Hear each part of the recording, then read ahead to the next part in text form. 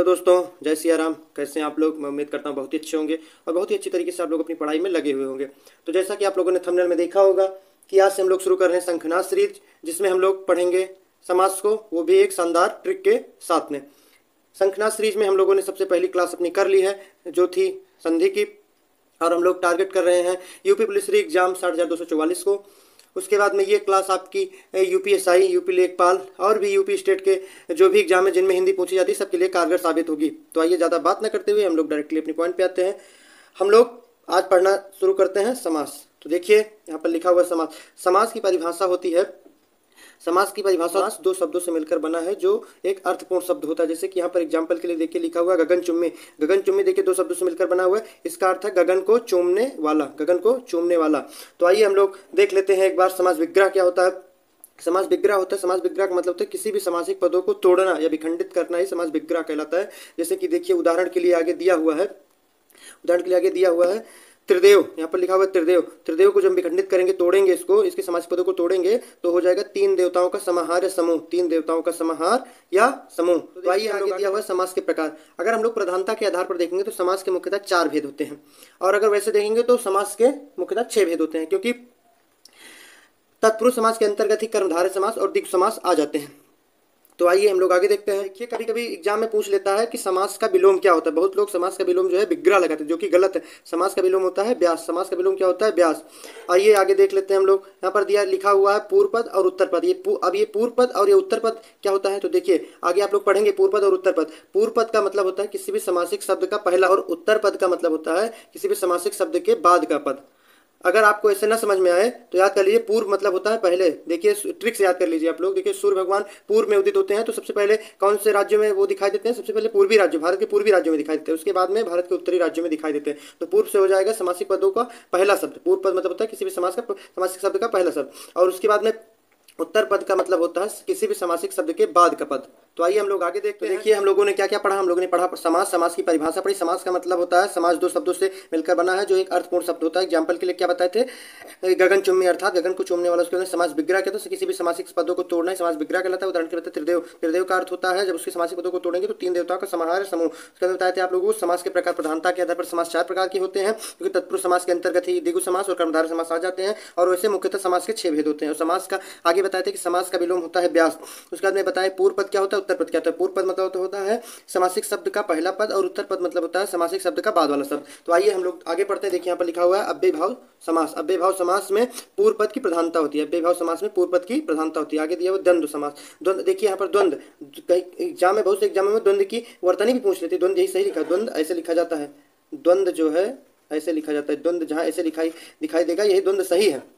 वर्तनी पूछ लिया तो देखिए द्वंद्व, द्वंद्व समास। द्वंद्व समास में दोनों पद की प्रधानता होती है। द्वंद्व समास में दोनों पदों की प्रधानता होती है। आगे दिया हुआ है बहुब्रीहि समास। आगे क्या दिया हुआ है? बहुब्रीहि समास। बहुब्रीहि समास में दोनों पद अप्रधान होते हैं। बहुब्रीहि समास में दोनों पद अप्रधान होते हैं। आगे आप लोग पढ़ेंगे डिटेल में इसको, बाकी यहाँ पर एक बार जान लीजिए। बहुब्रीहि समास में दोनों पद अप्रधान होते हैं। इसमें कोई तीसरा अन्य पद प्रधान होता है। इसमें कोई तीसरा अन्य पद की प्रधानता होती है, प्रधान होता है। तो आइए देखते हैं आगे। देखिए हम लोगों ने अव्ययभाव समास पढ़ लिया, द्वंद्व समास पढ़ लिया, बहुब्रीहि समास। अब देखिए तत्पुरुष समास। यहाँ पर दिया तत्पुरुष समास। तत्पुरुष समास के अंतर्गत ही कर्मधारय समास आ जाते हैं, द्विगु समास आ जाते हैं। और तत्पुरुष समास में उत्तर पद की प्रधानता होती है, इसलिए कर्मधारय समास और द्विगु समास में दोनों में उत्तर पद की प्रधानता होगी। दोनों में ही उत्तर पद की प्रधानता होगी। तो आइए अब हम लोग पढ़ते हैं डिटेल में। पहला समास है अव्ययभाव समास। अव्ययभाव समास, इसकी ट्रिक क्या है? इसको पहचानने की ट्रिक क्या है? ट्रिक याद रखिएगा आप लोग। इसको पहचानने की ट्रिक है प्रत्येक उपसर्ग वाले शब्द। कहने का तात्पर्य यह है कि अव्ययभाव समास में जितने भी उपसर्ग वाले शब्द होते हैं सभी के सभी अव्ययभाव समास के उदाहरण होते हैं। और दूसरी ट्रिक क्या है? एक ही शब्द 2 बार आए और अर्थ एक ही हो। एक ही शब्द 2 बार आए और अर्थ सेम ही हो, जैसे रात रात, रात रात, तो ये अव्ययभाव समास के अंतर्गत आ जाएगा। और उसके बाद में इसी के साथ हाथ हाथ, हाथ हाथ हाथ। तो देखिए अब उदाहरण के लिए देख लीजिए, उदाहरण में क्या लिखा हुआ है। उदाहरण में देखिए लिखा हुआ है यथाशक्ति आजन प्रतिदिन। देखिए इसमें ट्रिक हमारी पहली क्या थी? प्रत्येक उपसर्ग वाले शब्द। तो देखिए इसमें यथाशक्ति में उपसर्ग लगा हुआ है यथा धन शक्ति। उसके अंदर इसमें देखिए आ लगा हुआ है, आधन जन। इसमें प्रति उपसर्ग लगा हुआ है। इसमें क्या उपसर्ग लगा? आगे हम लोग उपसर्ग प्रत्यय भी पढ़ेंगे। उसके बाद में देखिए दूसरी ट्रिक क्या थी? एक ही शब्द 2 बार है और अर्थ एक ही हो। देखिए यहाँ पर लिखा हुआ रात रात, रिपीटेड शब्द। फिर में दिन दिन। एक उदाहरण इसमें हो जाएगा हाथ हाथ। एक उदाहरण क्या हो जाएगा? हाथ हाथ। तो आइए हम लोग आगे पढ़ते हैं अपना द्वंद्व समास। दिया हुआ है द्वंद्व समास। द्वंद्व समास में दोनों पद की प्रधानता होती है। द्वंद्व समास में दोनों पदों की प्रधानता होती है। इसकी ट्रिक क्या है? इसकी ट्रिक है योजक चिन्ह, हमेशा बीच में योजक चिन्ह आप लोग उसमें भी देखे थे अव्ययभाव समास में, लेकिन उसमें योजक चिन्ह उसमें देखिए एक ही शब्द दो बार जब बार बार ही आए और उस बीच में योजक चिन्ह लगा तब अव्ययभाव समास होगा। लेकिन इस द्वंद्व समास में अगर योजक चिन्ह आए लेकिन शब्द जो है विलोम हो तब वो द्वंद्व समास होगा। देखिए यहाँ पर ट्रिक लिखी हुई है, देखिए ट्रिक है योजक चिन्ह आता है। द्वंद्व समास को पहचानने की ट्रिक क्या है, इसमें योजक चिन्ह आता है, उसके बाद में फिर विलोम शब्द आता है। हमेशा जो भी विलोम शब्द होंगे वो सारे के विलोम शब्द वाले सारे शब्द और योजक चिन्ह वाले सारे शब्द द्वंद्व समास के उदाहरण होंगे। उसके बाद में इसमें और या अथवा का लोप हो जाता है। आगे आइए हम लोग उदाहरण में देखते हैं इसको। यहाँ पर उदाहरण लिखा हुआ है, उदाहरण में क्या लिखा हुआ है, उदाहरण लिखा हुआ है माता पिता। तो ऊपर हम क्या बताए थे ट्रिक आपको, बीच में योजक चिन्ह आएगा, देखिए बीच में योजक चिन्ह है। उसके बाद में फिर माता का विलोम, दूसरी ट्रिक क्या बताए थे कि विलोम शब्द, माता का विलोम क्या होता है पिता, पिता का विलोम माता, और उसके बाद में क्या बताते थे या और अथवा का लोप हो जाता है। देखिए माता और पिता बीच में और आगे यहाँ पर लोप हो गया, मतलब लोप मतलब खो जाना, देखिए लोप हो जा रहा है ना, तो इसमें लेकिन यहाँ पर आ जा रहा है माता और पिता। इसी प्रकार सुख और दुख, इसी प्रकार लाभ हानि, लाभ अथवा हानि, इसी प्रकार भला बुरा है, भला या बुरा। देखिए ये कहीं भी आप लोग योजक चिन्ह देखेंगे, विलोम शब्द देखेंगे और या का अथवा का लोप देखेंगे तो वहाँ पर हमेशा द्वंद्व समास होगा। तो आइए हम लोग आगे देखते हैं द्विगु समास। अब द्विगु समास को कैसे पहचाने, द्विगु समास में उत्तर पद की प्रधानता होती है। द्विगु समास में उत्तर पद की प्रधानता होती है। इसकी ट्रिक क्या है, इसमें पूर्व पद संख्यावाची, पूर्व मतलब पहला शब्द, इसमें पहला पद जो है संख्यावाची होता है। उदाहरण के लिए देखिए यहाँ पर उदाहरण दिया हुआ है सप्ताह, नवरात्र, चतुर्भुज, दशानन, दोपहर। सप्ताह का जब हम लोग समास विग्रह करेंगे तो हो जाएगा 7 दिनों का समूह। इसी प्रकार नवरात्र का जब हम लोग समास विग्रह करेंगे तो हो जाएगा नवरात्रों का समूह। उसके बाद में नवरात्रियों का समूह, नवरात्रों का समूह। चतुर्भुज 4 भुजा है जिसकी, 4 भुजाओं वाले अर्थात भगवान विष्णु। दशानन, आनन मतलब होता है सिर, 10 मतलब होता है 10, आनन मतलब सिर, 10 सिर वाला, 10 आनन वाला। देखिए आनन ऐसे लिखा जाएगा, 10 आनन वाला या 10 सिर वाला अर्थात रावण। उसके बाद में दोपहर, तो द्विगु समास को पहचानने की ट्रिक क्या है, इसमें पूर्व पद मतलब पहले का जो पद होगा हमेशा संख्यावाची होगा। देखिए सप्ताह, नवरत्न मतलब कहने का मतलब जो भी शब्द आप लोग देखेंगे जिसमें संख्यावाची शब्द आएगा वहां पर हमेशा द्विगु समास होगा। तो आइए हम लोग आगे पढ़ते हैं कर्मधारय समास। अब कर्मधारय समास में उत्तर पद की प्रधानता होती है। इसकी ट्रिक क्या है, इसको कैसे पहचानेंगे, तो देखिए देखिए यहाँ पर दिया हुआ कर्मधारय समास, इसमें उत्तर पद की प्रधानता होती है। अब इसको कैसे पहचानेंगे, इसकी ट्रिक क्या है, तो इसकी ट्रिक देखिए लिखा हुआ है, ये हमेशा विशेषता बताने वाले शब्दों को बताता है। हमेशा क्या करता है, विशेषता बताता है। जहाँ भी आप लोग देखेंगे कि किसी शब्द की विशेषता बताई जा रही है तो वहाँ पर क्या होगा, कर्मधारय समास। उदाहरण के लिए देखिए, उदाहरण है काली मिर्च, महावीर, पीताम्बर। इसमें किसकी विशेषता बताई जा रही है, मिर्च की विशेषता बताई जा रही है। इसमें किसकी विशेषता बताई जा रही है, महावीर अर्थात हनुमान जी की विशेषता बताई रही है। उसके बाद में इसमें क्या बताया जा रहा है, इसमें पीताम्बर लिखा, पीताम्बर मतलब पीला अंबर, अंबर मतलब होता है कपड़ा, और पीता मतलब पीताम्बर पीला कपड़ा, इसमें कपड़े की विशेषता बताई, कपड़ा कैसा है, पीला है। तो कहने का तात्पर्य यह है कि आप लोग जहां भी विशेषता बताने वाले शब्दों को देखेंगे वहां पर हमेशा कर्मधारय समास होगा। आइए हम लोग आगे पढ़ते हैं बहुब्रीहि समास। बहुब्रीहि समास में दोनों पद अप्रधान होते हैं। क्या बताते हैं, इसमें दोनों पद अप्रधान होते हैं, इसमें कोई तीसरा पद की किसी तीसरे पद की प्रधानता होती है। तो देखिए यहाँ पर ट्रिक क्या लिखी हुई है, हमारी ट्रिक है जहां 2 पद मिलकर किसी तीसरे या अन्य के बारे में बताएं, जहां 2 पद मिलकर किसी तीसरे अन्य के बारे में बताएं वहां पर हमेशा बहुब्रीहि समास होता है। यहाँ पर नोट, तो देखिए यहाँ पर नोट लिखा हुआ है, जहाँ द्विगु, कर्मधारय या बहुब्रीहि एक साथ हो वहाँ हमेशा बहुब्रीहि समास होता है। आगे आप लोग पढ़ेंगे। कहने का मतलब ये है कि अगर आप लोग ऑप्शन में बहुब्रीहि समास देखेंगे तो हमेशा टिक बहुब्रीहि समास को ही करेंगे। और मतलब आप लोग अपनी एक परिभाषा बना लीजिए, बहुब्रीहि सबका बाप।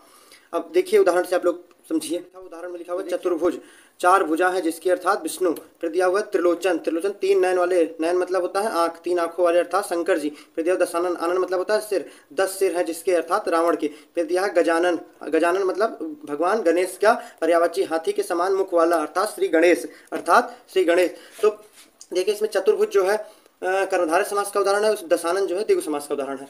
तो कहने का मतलब ये है कि आप लोग जहां भी ऑप्शन में कर्मधारय समास, द्विगु समास और बहुब्रीहि समास एक साथ देखेंगे तो वहां पर हमेशा प्रधानता आप लोग बहुब्रीहि समास को ही देंगे, क्योंकि बहुब्रीहि समास सबका बाप होता है। तो आइए हम लोग आगे पढ़ते हैं अपना तत्पुरुष समास। तो देखिए यहाँ पर दिया हुआ, इसमें तत्पुरुष समास में उत्तर पद की प्रधानता होती है। उत्तर पद मतलब दूसरे पद की प्रधानता होती है, तो देखिए यहाँ पर दिया हुआ तत्पुरुष समास, इसमें उत्तर पद की प्रधानता होती है या दूसरे पद की प्रधानता होती है। तो देखिए तत्पुरुष समास के 6 भेद होते हैं। आइए हम लोग उसको पढ़ लेते हैं। सबसे पहले आप पहचानने की देखिए कारक लगे हाथ, कारक भी आप लोग पढ़ लीजिए, आगे एक हिंदी में चैप्टर है कारक लगे हाथ, आप लोग कारक को भी देख लीजिए। देखिए इसमें लिखा हुआ है कर्ता ने जो गोला किया हुआ है यही है। देखिए कर्ता ने कर्म को करण से संप्रदान के लिए अपादान से अलगाव, अपादान का अर्थ होता है अलगाव, जिससे पेड़ से पत्ते गिरते हैं, अपादान से संबंध काकी के अधिकरण में पर संबोधन हे अरे हो भव।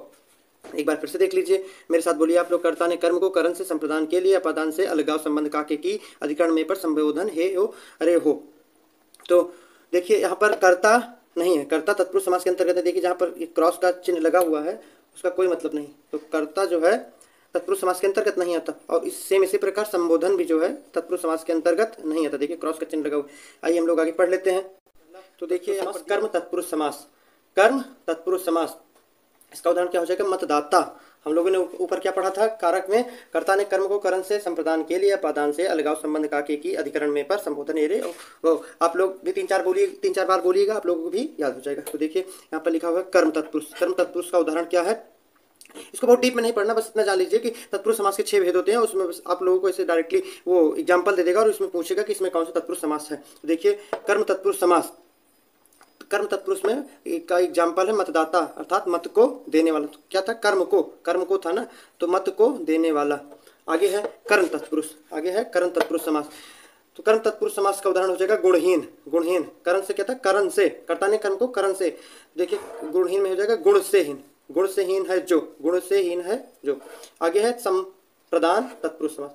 संप्रदान का उदाहरण हो जाएगा देखिए सत्याग्रह, सत्य के लिए किया गया आग्रह, सत्य के लिए किया गया आग्रह, सत्याग्रह। आगे फिर हमारा अपादान तत्पुरुष। अपादान तत्पुरुष में अलगाव की स्थिति होती है। देखिए यहाँ पर देश निकाला, देश से निकाला, देश से निकाला, देश से निकाला। उसके बाद में फिर है हमारा संबोधन तत्पुरुष। संबोधन तत्पुरुष कारक क्या बताते हैं हम लोग? कर्ता ने कर्म को करण से संप्रदान के लिए अपादान से अलगाव संबंध काके की अधिकरण में पर संबोधन हे अरे। देखिए क्या बताते थे? संबंध तत्पुरुष के लिए क्या बताए थे? संबंध तत्पुरुष के लिए क्या बताए थे? आप लोग बताए का के की बताए थे ना। तो देखिए कारक विभक्ति होती है का के की। देखिए संबंध तत्पुरुष का उदाहरण हो जाएगा प्रेम सागर, प्रेम सागर, प्रेम का सागर।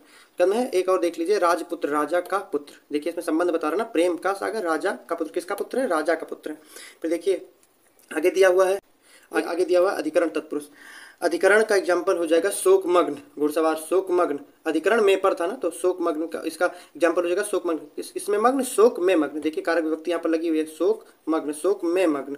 तो मैं घुड़सवार, देखिए कारक विभक्ति यहाँ पर लिखी हुई है, में पर था ना, अधिकरण के लिए में पर था, तो घोड़े पर सवार, घुड़सवार घोड़े पर सवार।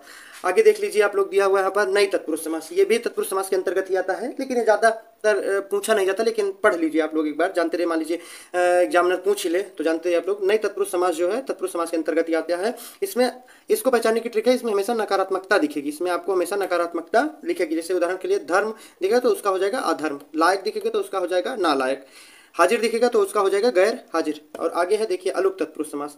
ये भी तत्पुरुष समास के अंतर्गत ही आता है, अलुक तत्पुरुष समास। इसके उदाहरण सिर्फ उदाहरण पूछेगा, अगर पूछेगा भी, कभी वैसे पूछेगा नहीं, लेकिन मान लीजिए कभी अगर पूछ ही ले तो सिर्फ उदाहरण पूछेगा आपसे। तो अलुक तत्पुरुष समास के अंतर्गत इसके उदाहरण तो युधिष्ठिर और मनसिज। युधिष्ठिर का मतलब होता है युद्ध में स्थिर रहने वाला, युद्ध में स्थिर रहने वाला, युधिष्ठिर और मनसिज।